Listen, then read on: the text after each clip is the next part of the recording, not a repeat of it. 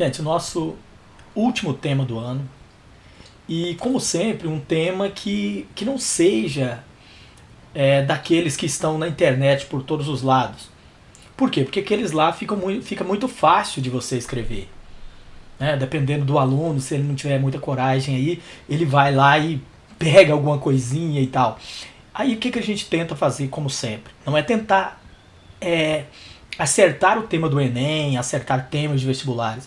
Embora já recebi notícia que muitos dos temas que a gente trabalharam, eles foram temas de vestibulares ao longo do ano. Pode ser? Pode ser. Só que o nosso objetivo não é apostar, não é fazer uma lista de apostas. Embora você possa fazer sua lista de apostas. O que não é aconselhável é você treinar sonhando que esses temas que você trabalhou ao longo do ano, que eles caiam. Pode cair, se cair é muito bom, porque vai valorizar o seu treinamento. E pode não cair, você tem que estar preparado para qualquer abordagem que jogar para você. O importante é você treinar as técnicas, treinar como que crava uma boa introdução, como que cria repertório. Você pode até no início do seu treinamento, sim, você pode usar um texto coringa, pegar uma estrutura coringa e ir treinando em cima dela. É a famosa bicicleta com rodinha. E aí depois você vai, aos poucos, criando a sua própria estrutura, o seu próprio jeito de dizer, criando a sua própria voz dissertativa. Isso é muito importante. Aprender a criar argumentos fortes. Aprender a criar a conclusão com aqueles 5 elementos que nós falamos sobre a conclusão. E, claro, treinar o maior número de temas que você puder. Para que isso? Para criar bagagem. Porque quando eu espero que você não esteja só fazendo o texto, mas toda vez também que você esteja estudando o tema. Você aproveite para ver um documentário, ler um artigo sobre aquilo. Se houver redações, sim, ler redações que já fizeram bem-sucedidas, que tiraram notas boas sobre aquele tema. Aprender a articular um tema com outro. Aprender a comparar a história. Isso quando couber, né? Claro, contextualização histórica. Comparar como era e como é, como está sendo agora. Pegar as obras que você leu, os livros que você leu ao longo da sua vida, não é nem da sua vida escolar, mas ao longo da sua vida, os livros que você leu, aprender a colocar isso dentro das discussões que você faz, seja numa redação ou seja mesmo na sua vida prática. Você está ali com os amigos, aprender a colocar essa bagagem que você tem a serviço do diálogo. As conversas onde você está, elas ficarão mais interessantes porque você tem muita bagagem para mostrar. Só que às vezes você, por falta de prática, por falta de autoestima mesmo, você não coloca todo esse repertório que você tem dentro de si a serviço da sua vida prática mesmo. Não é só, apesar de ser um treinamento para redação, mas esse conhecimento não é só para redação. Você pode usar em qualquer lugar da sua vida. E a grande pergunta é justamente essa do nosso tema. Qual a influência da arte na vida das pessoas? A gente trabalhou um tema muito parecido, que foi sobre os influenciadores digitais, o impacto deles na vida dos jovens. Mas aqui é mais geral, a arte em si. Como que a arte impacta a vida das pessoas? Porque todo mundo olha como se fosse tudo positivo. Só que nós temos arte e nós temos arte. Nós temos várias vertentes da obra de arte. Então tem obra que influencia positivamente, é maravilhoso. E tem obras que, infelizmente, elas não vão influenciar tão positivamente. Isso é muito interessante porque leva à seguinte discussão. Será que tudo que a gente consome de arte é bom pra gente? Qualquer coisa de arte é boa pra gente? Eu, pessoalmente, eu chego a afirmar o seguinte, que nem tudo é positivo para você. Tem determinados tipos de arte que elas não serão boas para você. Não estou questionando aqui o estilo. Para mim, qualquer modalidade estilística, ela é boa sim. Seja o rap, o reggae, a música, a dança, a escultura, poesia, literatura, cinema, série, tudo isso é maravilhoso. Não importa o estilo. Eu não estou aqui com preconceito de estilo, mas determinada obra. Isso eu afirmo mesmo, determinada obra, ela não é tão positiva.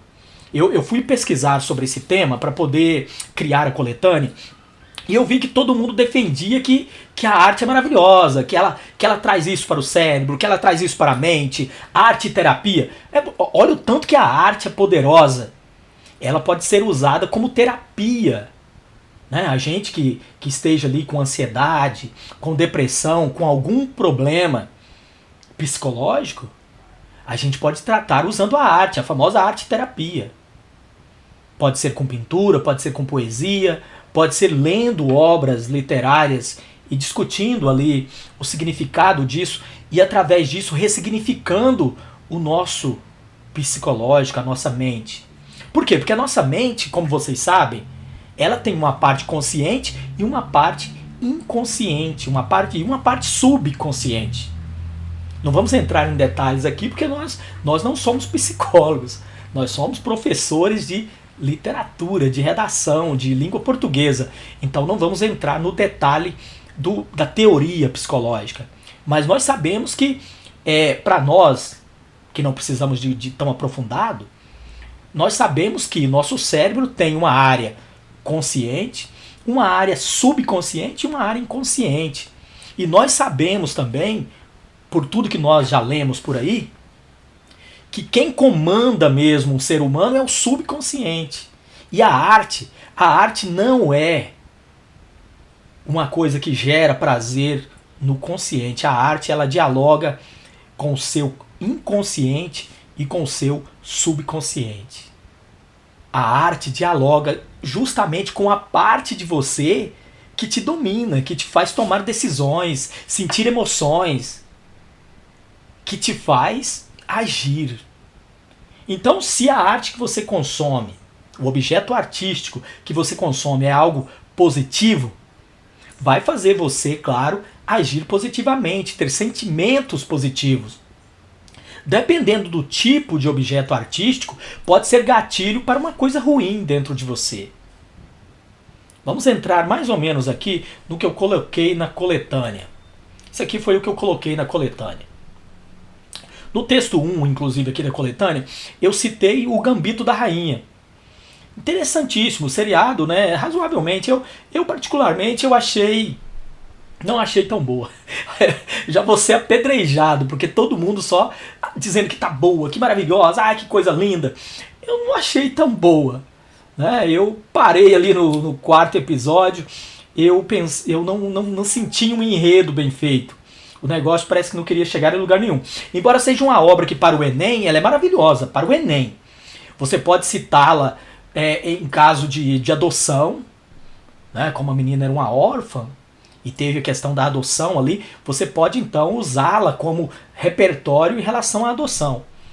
E pode usar em relação ao impacto de um jogo como xadrez na vida da pessoa. Agora a pergunta é, o que essa obra tem a ver com o tema da influência da arte? Só para vocês terem uma ideia, olha aqui, olha, no início aqui dá para você ver, ó, a venda de tabuleiros de xadrez aumentaram 87% desde o lançamento do seriado. Olha a influência dessa obra. Pessoas que nunca pensaram no xadrez, elas começaram a enxergar o xadrez de outra maneira. Olha, o volume de livros, olha, esse dado é importante, o volume de livros sobre xadrez aumentou 603%. A busca por livros, entender Kasparov e etc, entender todos esses Capablanca, as pessoas quiseram conhecer os grandes enxadristas do mundo e quiseram aprender, comprar tabuleiro, comprar jogo, aprender as regras, começar a treinar esse esporte maravilhoso que é o xadrez. E o xadrez realmente é um esporte maravilhoso, mas de outra forma, olha, as pessoas não buscavam. Quase 100% das pessoas quiseram conhecer melhor o esporte, depois das referências ao esporte dentro da série. Olha que influência maravilhosa. Então, essa influência foi positiva. Essa influência é positiva. No texto 2, eu trago aqui um artigo aqui que vai dizer que traz transformações individuais, que a arte ajuda a gente buscar encontrar rumo na vida, que afasta a gente da criminalidade, que ela é capaz de ajudar a moldar o nosso caráter e ajudar na nossa educação. Esse é o texto 2. No texto 3, eu coloquei aqui sobre...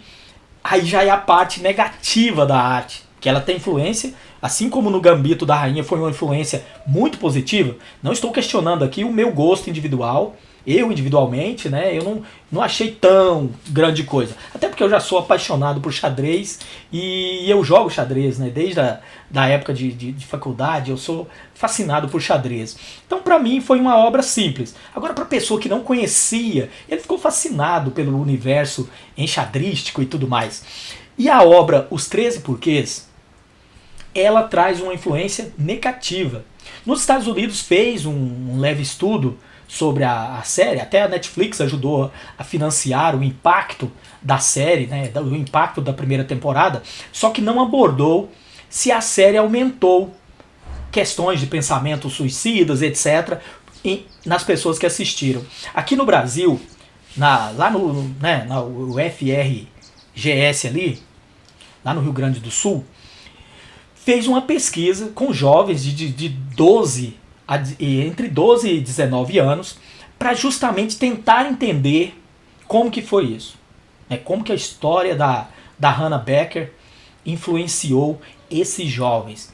E e o estudo mostrou que quase 5% dos jovens que assistiram, pelo menos dos pesquisados, mas foi uma pesquisa bem feitinha, 40% começaram a ter pensamentos depressivos e suicidas. Então acredita-se que muitos suicídios, o aumento dos suicídios nos países onde a série foi sucesso, que foi um fenômeno, o aumento do suicídio se deve a essa grande audiência. Então, ao mesmo tempo que o xadrez, lá do Gambito da Rainha, fez 83% das pessoas buscarem sobre o esporte, fez 603% de aumento nos livros sobre xadrez, também uma série impactante como Os 13 Porquês impactou de forma também negativa jovens com depressão. A pessoa já era depressiva ou nem tinha noção que era depressiva e começou a ter certos pensamentos. E depois vocês podem aprofundar isso. Exposição do suicídio, até documentários sobre suicídio, entrevistas sobre suicídios, reportagens impactantes sobre suicídio, tudo isso, em tese, e os psicólogos provam isso, aumenta pensamentos suicidas. Então uma obra como essa, ela é muito poderosa. Uma pessoa depressiva, eu aconselho não assistir.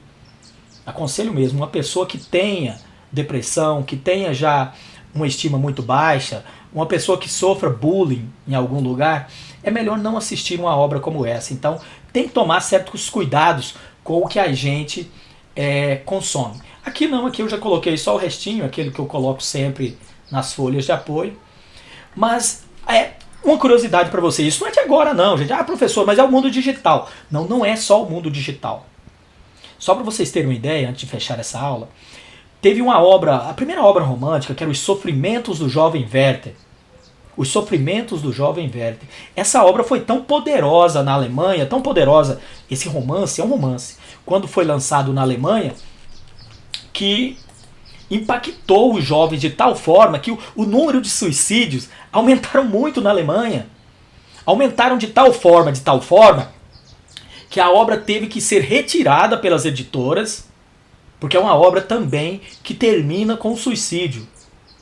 Os Sofrimentos do Jovem Werther é uma obra de cunho romântico, uma obra poderosíssima, que é a base de todo o romantismo mundial, inclusive o romantismo brasileiro.